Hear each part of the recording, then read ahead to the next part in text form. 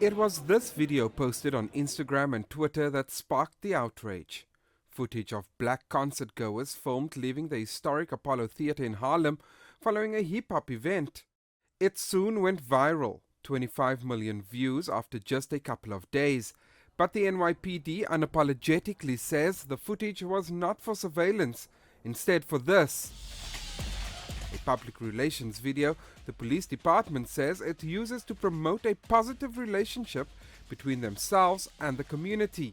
But anti-surveillance advocate says it's a step too far and yet another breach of trust between the police and minority communities. Regardless of whether this stunt was, more than just PR, this is a department that's unaccountable, that is setting up mass surveillance on its own terms.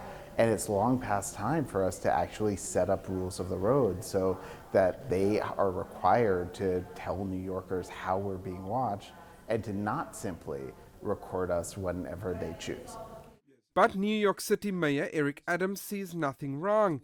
He says everything the NYPD does is always criticized.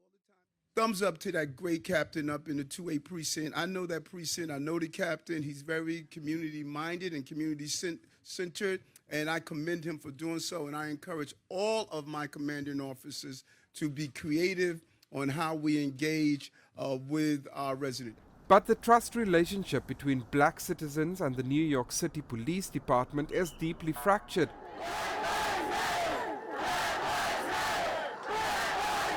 In 2020, the NYPD admitted to using facial recognition technology to track Black Lives Matter protesters. The group's Greater New York co-founder, Shavonna Newsom, believes blackness continues to be criminalized in the U.S. The reason why they chose to do it on black concert goers at the Apollo is because they knew that they could.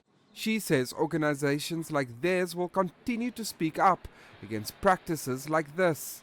We see that any type of AI technology, anything that comes out like that, is used in poor communities and on black people first. And no matter what the NYPD says, every 2 years or so after an incident, a report or a finding comes out to prove that the NYPD were absolutely in the wrong and they abused their power to victimize black folk.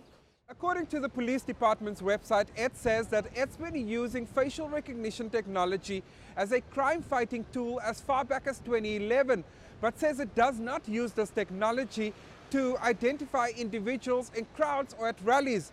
But in a report recently released by the comptroller, it found that the city does not have an effective AI governance strategy, which has the potential to be inaccurate and biased. Jody, CGTN, New York.